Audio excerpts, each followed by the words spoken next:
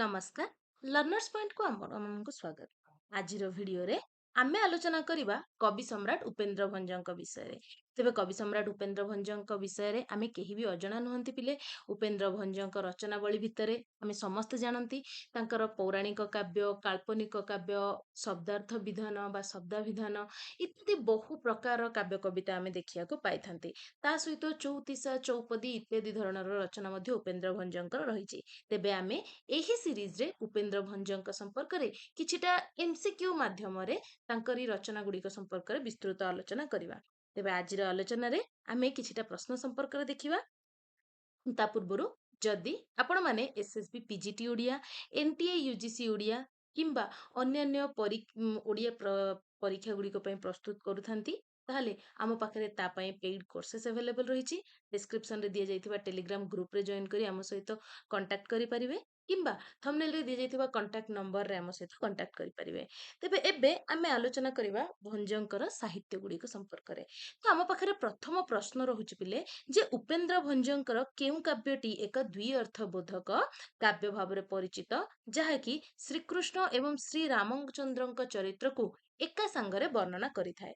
ତେବେ ଏଇ ପ୍ରଶ୍ନର ଉତ୍ତର ପୂର୍ବରୁ ପ୍ରଥମେ ଆମେ ଆଲୋଚନା କରିନେବା ଅପସନରେ ଥିବା କିଛିଟା ବିଷୟ ସମ୍ପର୍କରେ।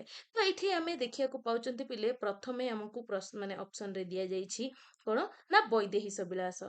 ଆମେ ସମସ୍ତେ ଜାଣନ୍ତି ଏଇ ଯୋଉ ବୈଦେହୀଶ ବିଳାସ ରହିଛି, ବୈଦେହୀଶ ବିଳାସ ରାମଚନ୍ଦ୍ରଙ୍କ ଚରିତ୍ର ସମ୍ପର୍କିତ ବା ରାମଚନ୍ଦ୍ରଙ୍କୁ ନେଇ ଲେଖା ଯାଇଥିବା ସାହିତ୍ୟ ପିଲେ। ପ୍ରଥମତଃ ଉପେନ୍ଦ୍ର ଭଞ୍ଜଙ୍କ ପୂର୍ବରୁ ଅର୍ଜୁନ ଦାସ, କାହ୍ନୁ ଦାସ ହେଲେ, ନୀଳକଣ୍ଠ ଖାଡଙ୍ଗା ହେଲେ, ଏମିତି କିଛି ଜଣ ଆମର ଭଞ୍ଜ ମାନେ ରାମଚନ୍ଦ୍ରଙ୍କୁ ନେଇକି କବିତା ବା କାବ୍ୟମାନ ଲେଖିଥିଲେ ପିଲେ।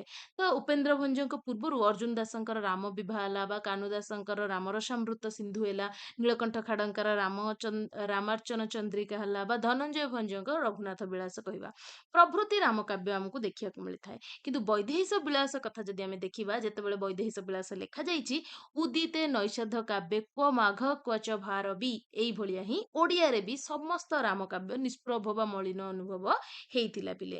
ଏଇ ଯୋଉ ମହାକାବ୍ୟ ଏଇଟା ତାଙ୍କ ଜୀବନର ସର୍ବଶ୍ରେଷ୍ଠ ସିଦ୍ଧି ବୋଲି ମଧ୍ୟ ଆମେ କହିପାରିବା।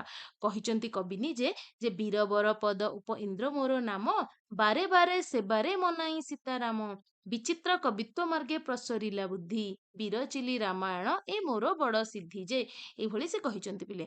ତେବେ କେବଳ ଆଦ୍ୟ ଅନୁପ୍ରାସରେ ପିଲେ ଏଇ ପୁରା କାବ୍ୟଟା ରଚନା କରାଯାଇଛି। ଆଉ କେବଳ ସେତିକି ନୁହଁ, ଏଥିରେ ଯଦି ଛାନ୍ଦ ସଂଖ୍ୟା ଆମେ ଦେଖିବା ପିଲେ ତାହେଲେ ଛାନ୍ଦ ସଂଖ୍ୟାର ଆଦ୍ୟରେ ମଧ୍ୟ ସିଏ ରଖିଛନ୍ତି ଆଉ ଆକୁ 52 ଛନ୍ଦ ବିଶିଷ୍ଟ କରିଛନ୍ତି ପିଲେ। ଆଉ ଏ ପୁସ୍ତକରେ ରାମଚନ୍ଦ୍ରଙ୍କର ଗୁଳାବଳୀ କୀର୍ତ୍ତନ ଆଉ ରାମାୟଣ ଅନୁଯାୟୀ ସେ ବର୍ଣ୍ଣନା କରିଥିଲେ ବି ନୀଳାଦ୍ରି ଚନ୍ଦ୍ର ଶ୍ରୀ ଜଗନ୍ନାଥଙ୍କ ଧ୍ୟାନରେ ସେ ଚିତ୍ତକୁ ନିଶ୍ଚଳ କରି ଗ୍ରନ୍ଥର ଆରମ୍ଭ କରିଛନ୍ତି। ସେ ଲେଖିଛନ୍ତି ପିଲେ ଆରମ୍ଭରେ, ବିରଚି ବୀରବର ଉପେନ୍ଦ୍ର ଭଞ୍ଜ ସ୍ୱଚ୍ଛଳେ, ବିଚିତ୍ର ଛାନ୍ଦ ଚିତ୍ତ ନିଶ୍ଚିନ୍ତ ନୀଳାଦ୍ରି ଚନ୍ଦ୍ର ଧ୍ୟାନ ସଫଳେ ଯେ, ଏଇଭଳି ସେ ଲେଖିଛନ୍ତି ପିଲେ ଆମର ବୈଦେହୀଶ ବିଳାସ। ତେବେ ମୋର ଏଠି ତମମାନଙ୍କ ପାଇଁ ପ୍ରଶ୍ନ ରହିବ ଯେ ବୈଦେହୀଶ ବିଳାସ ର ପ୍ରମୁଖ ଚରିତ୍ର ମାନେ କିଏ କିଏ, ତାହା ମତେ କମେଣ୍ଟ ବକ୍ସରେ ନିଶ୍ଚୟ ଜଣେଇବ। ପରବର୍ତ୍ତୀ ଅପସନରେ ଆମର ରହୁଛି ପିଲେ କୋଟି ବ୍ରହ୍ମାଣ୍ଡ ସୁନ୍ଦରୀ। କୋଟି ବ୍ରହ୍ମାଣ୍ଡ ସୁନ୍ଦରୀ କାବ୍ୟ କଥା ଯଦି ମୁଁ ତମମାନଙ୍କୁ କହିବି ତାହେଲେ ଏଇ ସମ୍ପୂର୍ଣ୍ଣ କାବ୍ୟଟି ପିଲେ 35 ଛାନ୍ଦ ବିଶିଷ୍ଟ ଆଉ ଏଇ କାବ୍ୟ ଭଞ୍ଜ ବୀରବରଙ୍କର ସର୍ବଶ୍ରେଷ୍ଠ ରଚନା ବୋଲି ମଧ୍ୟ ବହୁତ ସମୟରେ ଆଲୋଚକ ମାନେ ମତ ଦିଅନ୍ତି। ବିଶେଷ କରିକି ଯେତେବେଳେ କବି ନିଜେ ଲେଖିଛନ୍ତି ଏଇ କାବ୍ୟ ସମ୍ପର୍କରେ ଚିତ୍ରକାବ୍ୟ ବନ୍ଧୋଦୟରେ, ଯୋଉଥିରେ କି ସେ ନିଜର ସମସ୍ତ ରଚନା ସମ୍ପର୍କରେ ସୂଚନା ଦେଇଛନ୍ତି, ସେଇଥିରେ ସେ ନିଜେ ହିଁ ଲେଖିଛନ୍ତି କଣ ଦେଖ ନା, ଛାନ୍ଦ କୋଟି ତାରା ଚନ୍ଦ୍ରମା ପରି, ଜାନାମ କୋଟି ବ୍ରହ୍ମାଣ୍ଡ ସୁନ୍ଦରୀ, ଏଇଭଳିଆ ସେ ଲେଖିଛନ୍ତି ପିଲେ। ଆଉ କବି ଉପେନ୍ଦ୍ର ଭଞ୍ଜ ମଙ୍ଗଳ ଗୁଜ୍ଜରୀ ହେଲା, ମାଳବ ହେଲା, ଶଙ୍କରାଭରଣ ହେଲା, ରାମକେରି ହେଲା, ଚିନ୍ତା ଦେଶାଖ ହେଲା ବା ପାହାଡିଆ କେଦାର ହେଲା ବା କାମୋଦି ହେଲା, କଳହଂସ କେଦାର ହେଲା, ସିନ୍ଧୁ ଦେଶାଖ ହେଲା, ଭୂପାଳ, କୁମ୍ଭ କାମୋଦି, ଏଇଭଳି ବହୁତ ମାନେ ରାଗର ବ୍ୟବହାର କରି କାବ୍ୟଟାକୁ ସୁଗେୟ କରିବା ପାଇଁ ଚେଷ୍ଟା କରିଛନ୍ତି ପିଲେ। ତେବେ ଏଇ କାବ୍ୟର ବିଷୟବସ୍ତୁ କଥା ଯଦି ମୁଁ କହିବି, ଚମ୍ପା ନଗରୀର ବର୍ଣ୍ଣନା ରହିଛି ପିଲେ। ତ ଚମ୍ପା ନଗରୀର ରାଜା ବିଶ୍ୱାନନ୍ଦ ଆଉ ରାଣୀ ଚିତ୍ରକଳା କନ୍ୟା ଲାଭ ପାଇଁ ବୋଲି ବଦରିକା ଆଶ୍ରମକୁ ଯାତ୍ରା କରୁଛନ୍ତି। ପଥରେ ସିଏ ଗଙ୍ଗା ସ୍ନାନ କରୁଥିଲା ବେଳେ ବିପଦଗ୍ରସ୍ତ ବ୍ରହ୍ମାଙ୍କର ହଂସୀକୁ ଉଦ୍ଧାର କରିଛନ୍ତି, ଯେଉଁଥିପାଇଁ କି ବ୍ରହ୍ମାଙ୍କର ଅନୁଗ୍ରହ କାରଣରୁ ରତି ମର୍ଦ୍ଧା ନାଁରେ ଜଣେ ସୁନ୍ଦରୀର ପାଣି ଗ୍ରହଣ କରିଛନ୍ତି।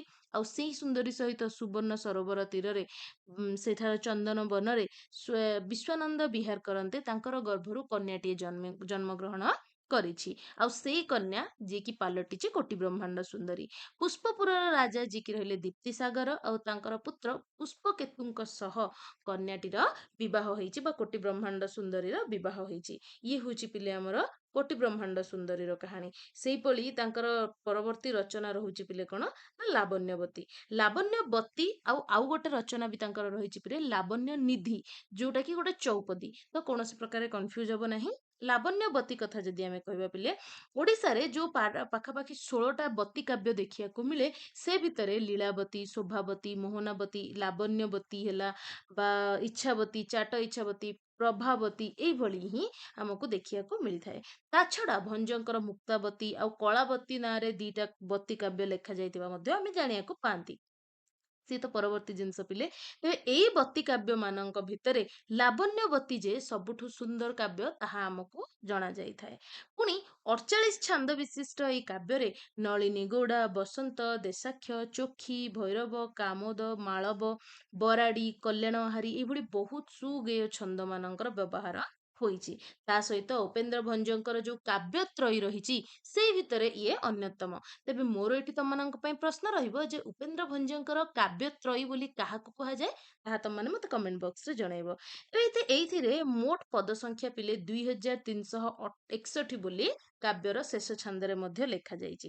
ଆଉ ବିଷୟ କଥା ଯଦି ଆମେ କହିବା, ଗୌରୀଙ୍କର ମାନସପୁତ୍ରୀ ଯିଏକି ବାଞ୍ଛାବତୀ ଏବଂ କ୍ଷତ୍ରିୟ କୁମାର ପ୍ରଭାକର ଯିଏକି ଦେବୀଙ୍କ ଅଭିଶାପରୁ ପରଜନ୍ମରେ କର୍ଣ୍ଣାଟ ଦେଶର ରାଜପୁତ୍ର ଚନ୍ଦ୍ରଭାନୁ ଆଉ ସିଂହଳ ଦେଶର ରାଜା ରତ୍ନେଶ୍ୱର ତଥା ରାଣୀ ବିଦ୍ୟୁତଲତାଙ୍କ ଗର୍ଭରୁ ଲାବଣ୍ୟବତୀ ଭାବେ ଜନ୍ମଗ୍ରହଣ କରିଛନ୍ତି।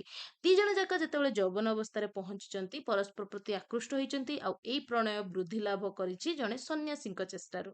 କର୍ଣ୍ଣାଟର ଐନ୍ଦ୍ରଜାଲିକଙ୍କ ଦ୍ୱାରା ଏଇ ପ୍ରଣୟ ପ୍ରବାହ ଆହୁରି କ୍ଷିପ୍ରତର ହେଇପାରିଛି ପିଲେ।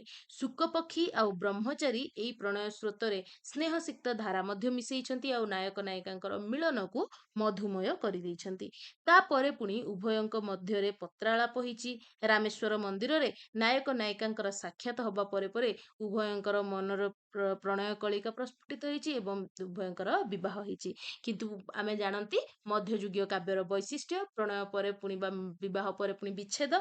ତ ଯେତେବେଳେ ଦେବତା ମାନଙ୍କର କୂଟ କାରଣରୁ ନାୟକ ନାୟିକାଙ୍କ ଭିତରେ ବିଚ୍ଛେଦ ହେଇଛି ଆଉ ପରସ୍ପର ବସନ୍ତାଦି ଋତୁରେ ତାଙ୍କର ଯୋଉ ବିରହ ଦଶା ସେମାନେ ଭୋଗ କରିଛନ୍ତି ଆଉ ତାକୁ ଅତି ସୁନ୍ଦର ଭାବରେ କବି ଆମର ବର୍ଣ୍ଣନା କରୁଛନ୍ତି।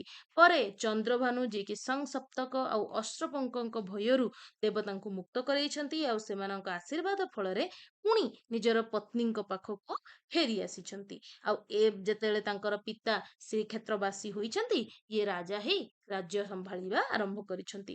ଇଏ ହଉଛି ପିଲେ ଆମର କବିଙ୍କର ଲାବଣ୍ୟବତୀ କାବ୍ୟ। ଆଶା କରୁଛି ଲାବଣ୍ୟବତୀ କାବ୍ୟ ସମ୍ପର୍କରେ ତ ଆପଣମାନେ ନିଶ୍ଚୟ ଜାଣିଥିବେ। ପରବର୍ତ୍ତୀ ଅପସନରେ ରହୁଛି ପିଲେ ଆମର ସୁଭଦ୍ରା ପରିଣୟ। ତେବେ ଏଇ ଯୋଉ ସୁଭଦ୍ରା ପରିଣୟ କାବ୍ୟ ରହିଛି, ଏଇଟା ଭଞ୍ଜଙ୍କର ରଚିତ ପୌରାଣିକ କାବ୍ୟ ମାନଙ୍କ ଭିତରେ ଅନ୍ୟତମ ବୋଲି ଆମେ କହିପାରିବା। 17 ଛାନ୍ଦ ବିଶିଷ୍ଟ ଏହି କାବ୍ୟ ପିଲେ ତଥା ଦନ୍ତସ ମୂର୍ଧନ୍ୟସକୁ ଆଦ୍ୟାନୁପ୍ରାସରେ ବ୍ୟବହାର କରି ସୁଭଦ୍ରା ପରିଣୟ ଲେଖାଯାଇଛି ପିଲେ। ଆଉ ଉପେନ୍ଦ୍ର ଭଞ୍ଜଙ୍କର ପ୍ରତିଭା ପ୍ରଦର୍ଶନର ଏକ ଐନ୍ଦ୍ରଜାଲିକ ସୃଷ୍ଟି ବୋଲି ୟାକୁ ଆମେ କହିପାରିବା।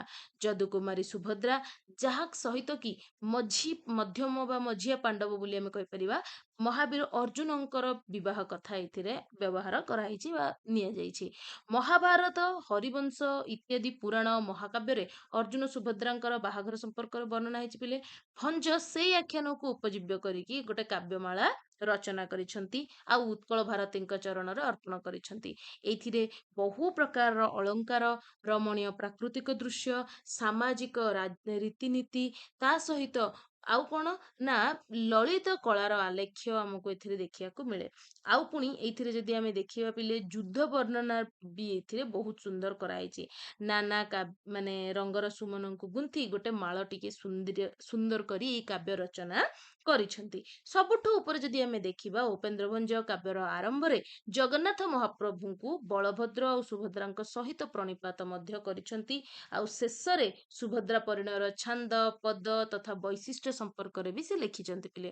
ସେ ଲେଖୁଛନ୍ତି ସତର ଛାନ୍ଦ ଏ ସରସ ଗୀତ ସତ୍ୟ ଚରିତ ନୁହଁ କଳ୍ପିତ ସହିତ ବାହୁ ସକାର ମାନ 735 ପଦେ ପୂର୍ଣ୍ଣ ସରାଗ ବହୁତ ସକାରା ଦତ୍ତ ପଦାଦ୍ୟ ବିହିତ ସୁରସ ପୁରାଣ ଚରିତ ଯହୁଁ ସାଧୁ ରସିକ ମାନସକୁ ମୋହୁ ସହଜେ ଏକ ବର୍ଣ୍ଣ ନିୟମରୁ ସକଳ ମୂର୍ଖଙ୍କୁ ସନ୍ତୋଷ କରୁ ସର୍ବ କବି ଚିତ୍ତ ସ୍ୱପଦ ଆଶୟ କରୁ ମୋହିତ ବୋଲି ସେ ଲେଖିଛନ୍ତି ପିଲେ। ତ ଏଇଭଳି ହଉଛି ସୁଭଦ୍ରା ପରିଣୟର କାହାଣୀ। ତେବେ ଏଇଠି ଆମେ କଣ ଜାଣିବାକୁ ପାଇଲେ ନା ଚାରିଟା ରଚନା ସମ୍ପର୍କରେ ଉପେନ୍ଦ୍ର ଭଞ୍ଜଙ୍କର ଜାଣିବାକୁ ପାଇଲେ। ଆଉ ଏଠି ମୋର ତମମାନଙ୍କ ପାଇଁ ଏଇ ପ୍ରଶ୍ନଟି ରହିବ ଯେ ଏଇ ଦୁଇ ଅର୍ଥ ବୋଧକ କାବ୍ୟ ଭାବରେ କୋଉ ଲେଖାଟା ସିଏ ରଚନା କରିଛନ୍ତି। ପରବର୍ତ୍ତୀ ଲେଖା ହଉଛି ପିଲେ ତାଙ୍କର ବା ପରବର୍ତ୍ତୀ ପ୍ରଶ୍ନ ଆମର ବୈଦେହୀଶ ବିଳାସ କାବ୍ୟଟି କେଉଁ ନିର୍ଦ୍ଦିଷ୍ଟ ବର୍ଣ୍ଣ ନିୟମରେ ରଚିତ ଏବଂ ଏହାର ଛାନ୍ଦ ସଂଖ୍ୟା କେତେ।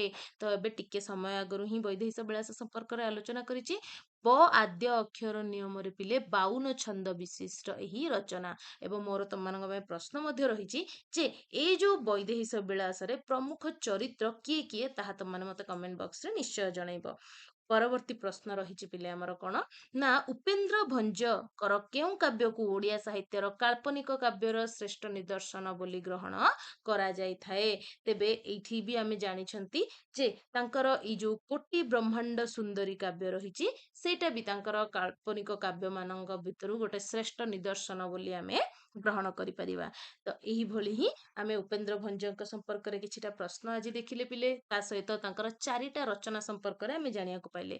ତେବେ ଭିଡ଼ିଓଟି କିପରି ଲାଗିଲା କମେଣ୍ଟ ବକ୍ସରେ ତମମାନେ ମତେ ନିଶ୍ଚୟ ଜଣେଇବ। ତା ସହିତ ଯଦି ତମମାନେ ଏସଏସବି ପିଜିଟି ଓଡ଼ିଆ କିମ୍ବା ଓପିଏସସି ପିଜିଟି ଓଡ଼ିଆ କିମ୍ବା ଏନଟିଏ ୟୁଜିସି ନେଟ୍ ଓଡ଼ିଆ ପାଇଁ ପ୍ରସ୍ତୁତ କରୁଥାଅ ତାହେଲେ ଆମ ପାଖରେ ତା ପାଇଁ କମ୍ପ୍ଲିଟ୍ ଷ୍ଟ୍ରକ୍ଚରାଇଜ୍ଡ କୋର୍ସ ରହିଛି। ଯଦି ଆପଣମାନେ କୋର୍ସ ଜଏନ୍ କରିବା ପାଇଁ ଚାହୁଁଥାନ୍ତି ତାହେଲେ ଆମକୁ କମେଣ୍ଟ ବକ୍ସରେ ନିଶ୍ଚୟ ଜଣେଇ ପାରିବେ କିମ୍ବା ଡିସ୍କ୍ରିପ୍ସନରେ ଆମମାନଙ୍କର ଯୋଗାଯୋଗର ଡିଟେଲ୍ସ ଦିଆଯାଇଛି ତା ମାଧ୍ୟମରେ ଯୋଗାଯୋଗ କରିପାରିବେ। ଏବଂ ଯଦି ଏଇଭଳି ଭିଡ଼ିଓ ଆଉ ଚାହୁଁଥାନ୍ତି ଆପଣମାନେ ନିଶ୍ଚୟ ମୋତେ କମେଣ୍ଟ ବକ୍ସରେ ଜଣାନ୍ତୁ। ଶେଷ ପର୍ଯ୍ୟନ୍ତ ଭିଡ଼ିଓଟି ଦେଖିଥିବାରୁ ବହୁତ ବହୁତ ଧନ୍ୟବାଦ।